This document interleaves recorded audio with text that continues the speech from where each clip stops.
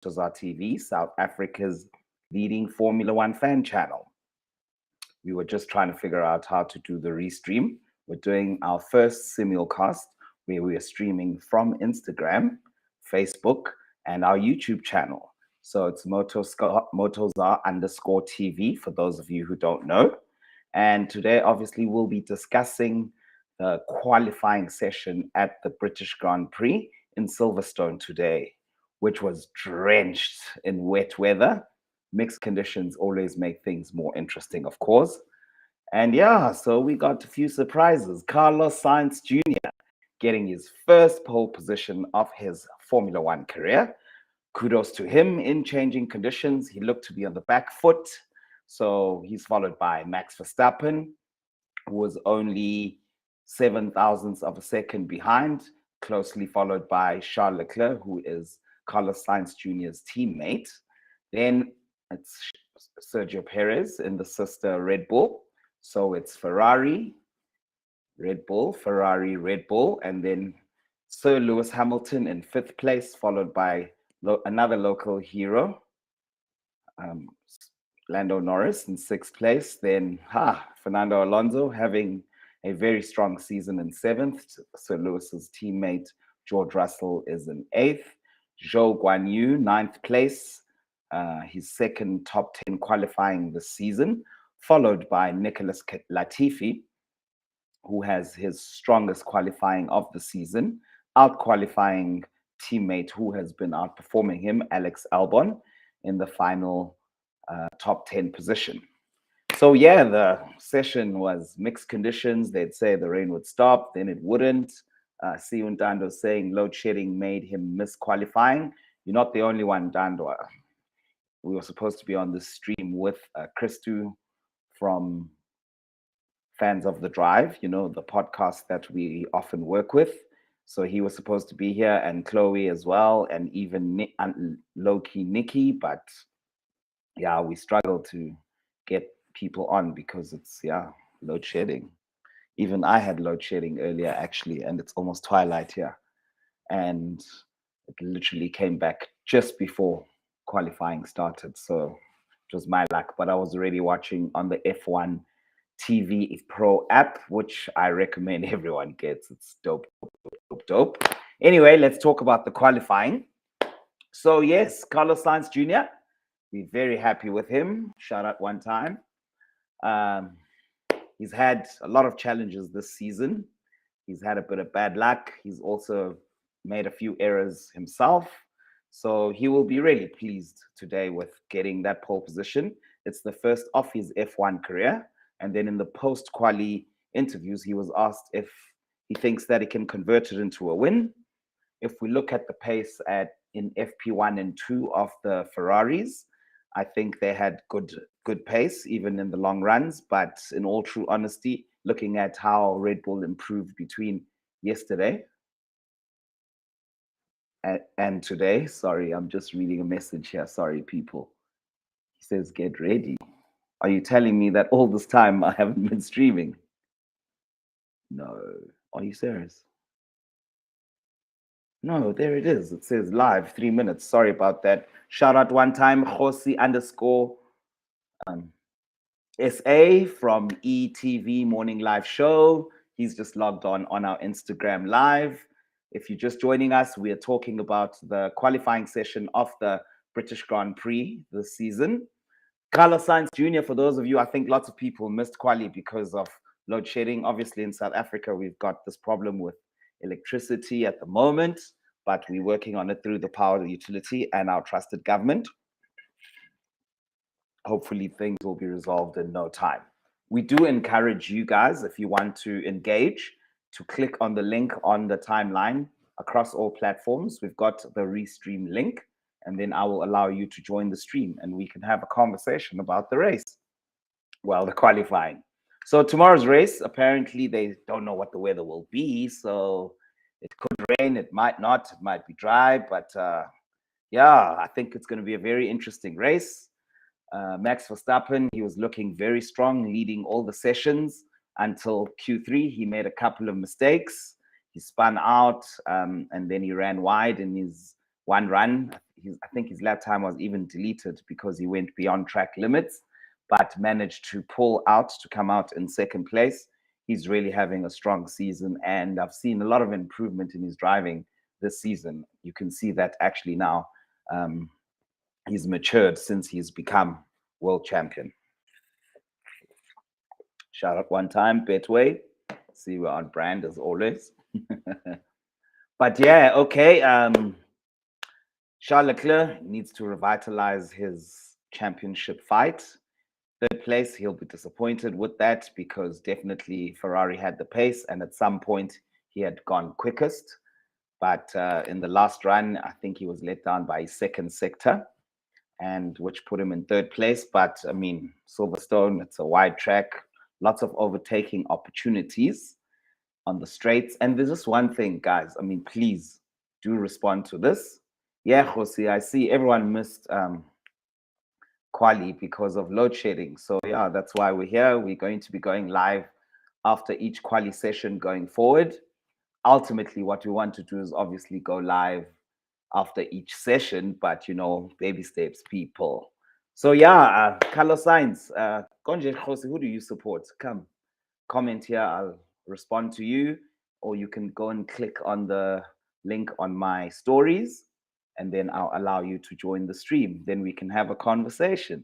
Come on, people. I want to talk to someone, you know, talking by yourself, not exactly Ayoba. But anyway, I'm happy for Carlos Sainz Jr. Charles Leclerc, he can fight. But for me, Red Bull, they look stronger than Ferrari based on what I saw in FP3 this morning. And yeah, even in quali. But obviously, changing conditions, you can't get a true indication. But what I really want to talk about is the pace of Mercedes. They have made proper improvements this race weekend. They came with upgrades. The car doesn't seem to be porpoising as much as it's been in the earlier races this season. Didn't want to get too excited before quali because we saw in Spain and I think Emilia Romagna, they seemed to be doing well in FP1 and 2 on the Friday. And then came Saturday, we went back to that 1 second gap. I would say now they've at least halved the gap to the front runners, possibly even more, because in FP3, Lewis was only 1/10 slower than Max Verstappen. So it's nice to see Mercedes. We may have a 3-horse race, not necessarily for tomorrow's Grand Prix, but maybe for the remainder of the season, because you can imagine that Mercedes will continue to work to bridge the gap between themselves and Red Bull and Ferrari. Behind Lewis Hamilton is Lando Norris, another strong drive. He's very, very, very popular in Silverstone. Apparently, last season, he sold the most merch. That's no surprise, though. He's a witty character. Excuse me, I'm going to need water. Feeling dehydrated. So he's a witty character, and he sold the most merch out of all the drivers last season at Silverstone. So he'll be happy with 5th. He's way far ahead of his teammate who qualified, I think, 11th, Daniel Ricciardo. Again, struggling in the McLaren. 7th place is this guy, Fernando Alonso, who is driving the wheels off that Alpine Renault. I mean, the car is not all that, but he's definitely getting maximum performance out of it. And if you look at his performance versus his teammate, Esteban Ocon, he's literally outclassing him. But are we really surprised? I mean, he is a 2-time world champion. Latifi, 10th place, doing really well in the Williams. He needs it because there's been rumors that F2 champion, wow, how could I forget his name? He's my next favorite driver from Australia. Come on, people, comment, remind me. Oscar Piastri, that's it. F2 champion Oscar Piastri may take his seat after the summer break. Summer break is obviously coming at the end of this month. We do have 4 race weekends this month. Of course, we have 5 Sundays because tomorrow, being the 3rd of July, is the first Sunday.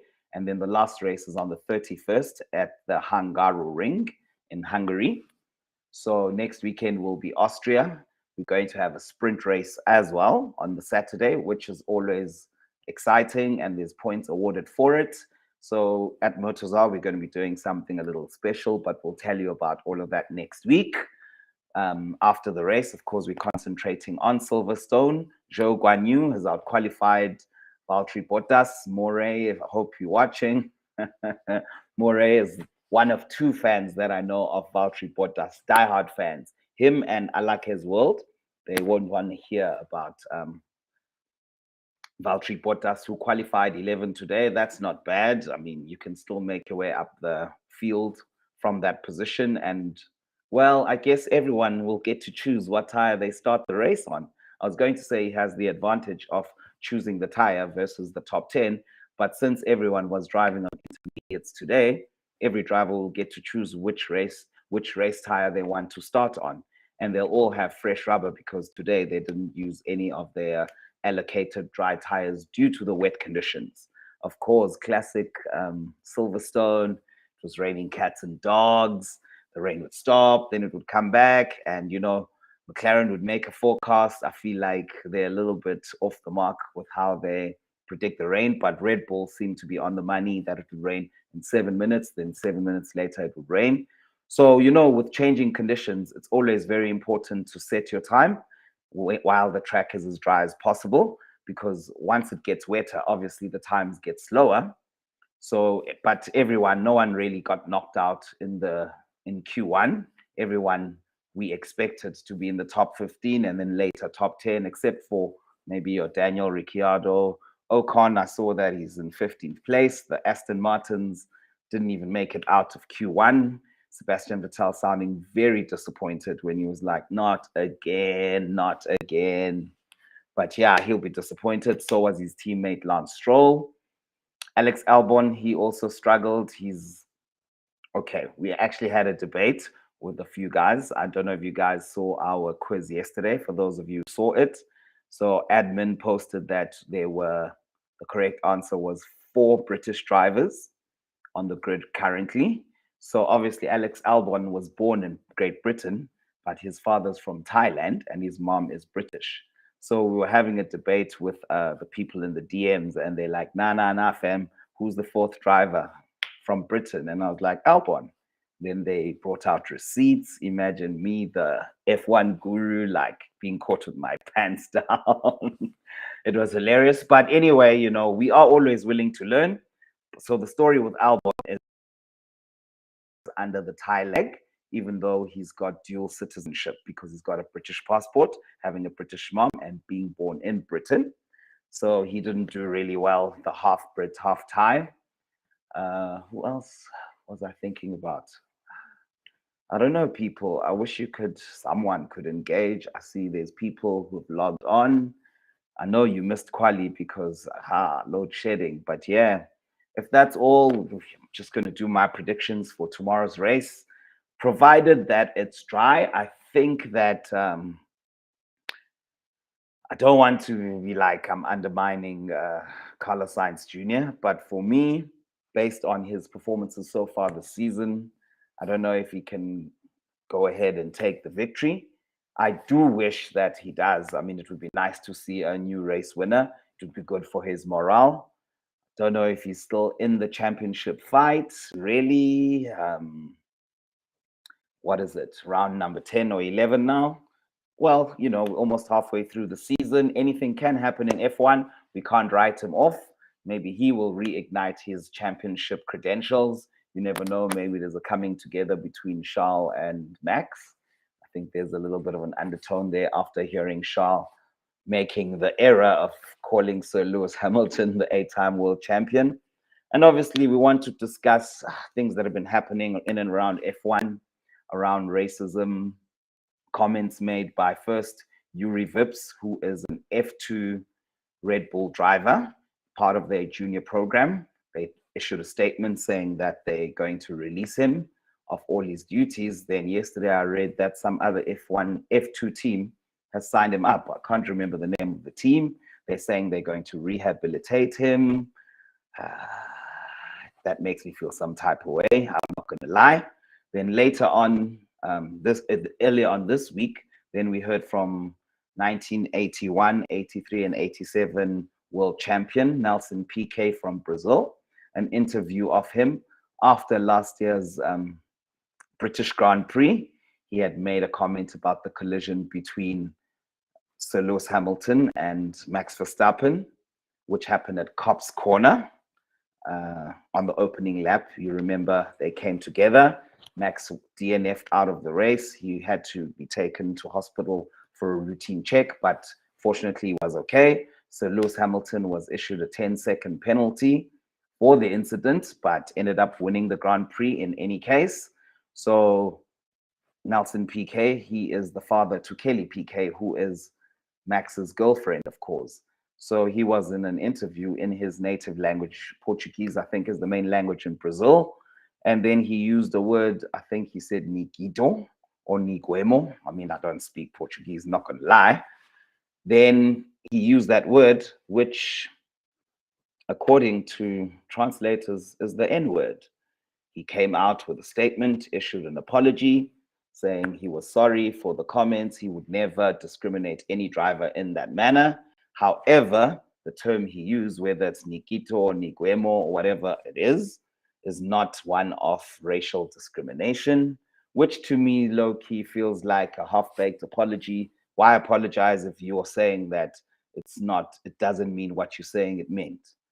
And then last night in the same interview, I saw another clip where he was talking about in his day when they were racing, and then they spoke about KK Rosberg, 1982 Formula One world champion, and the father of Nico Rosberg, 2016 world champion.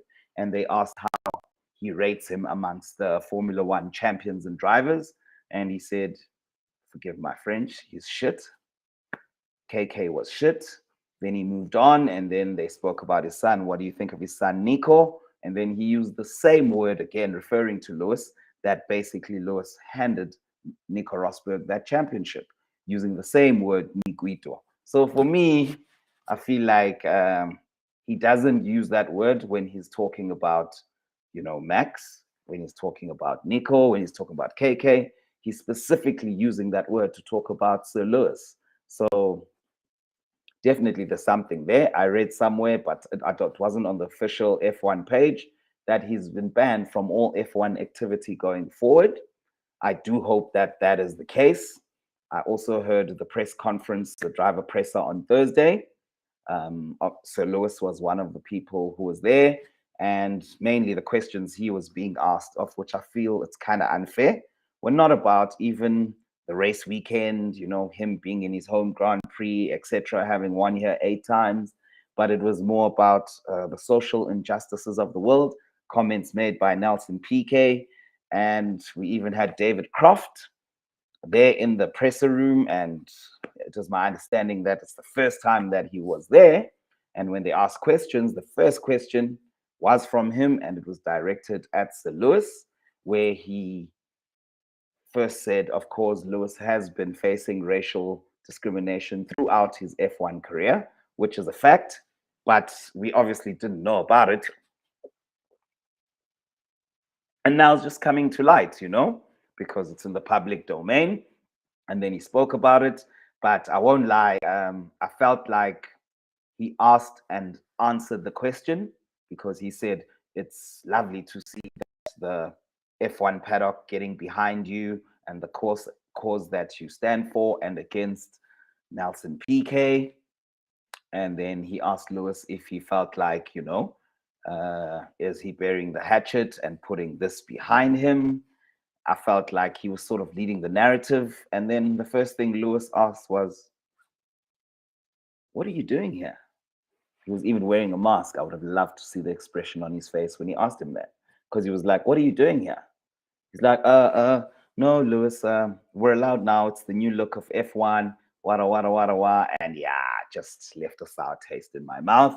But yeah, that's the politics of the sport. I'm not going to focus on that for now. But for me, I feel like, it's something that we shouldn't shy away from, and we should discuss. Even me, as a black broadcaster from South Africa,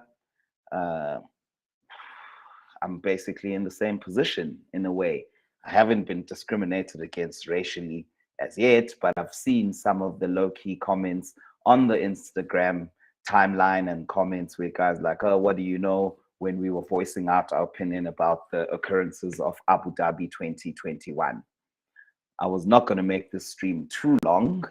So yeah, I'm ranting and raving now. I'm sure you can tell that versus when it started. And now I'm doing much better because I'm less nervous. Obviously, being on camera, it's different, especially when you're talking by yourself. But yeah, it's the job and we'll get used to it.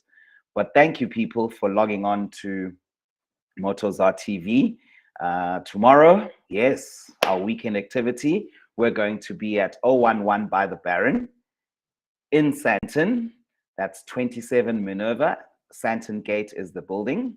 We're going to be watching the F1 Grand Prix of Britain. And we will be there from even 2 o'clock. The race, I think, starts at 4.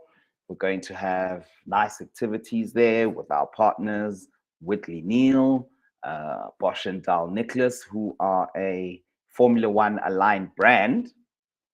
Going to have some wine there. It's going to be really interesting. And my understanding is the tables are already booked, but doesn't mean that you can't come through and check it out. We do have space, but table bookings. Of course, we are based in Sandton, but F1 Paddock Viewing will be expanding the brand because they'll also be in Rosebank and Hard Rock Cafe in Pretoria. So yeah, if you're in Pretoria, you can go check it out. I think Hard Rock Cafe is in Menlyn. And then if you're in the Parktown, Randburg area, you can go to the Rosebank 011 by the Baron. But if you want to be with Motozar, you can come to Sandton. That is where we are based and will be for the foreseeable future. That's it from me. From now, it's me, Ulu Fairfair, the F1 vlogger from Motozar TV, South Africa's leading Formula One fan channel. Shout out one time. Wait, before I go, if you're enjoying the content, smash a like on this video, subscribe to the channel, and leave your views in the comment section. Shout out one time. Now I'm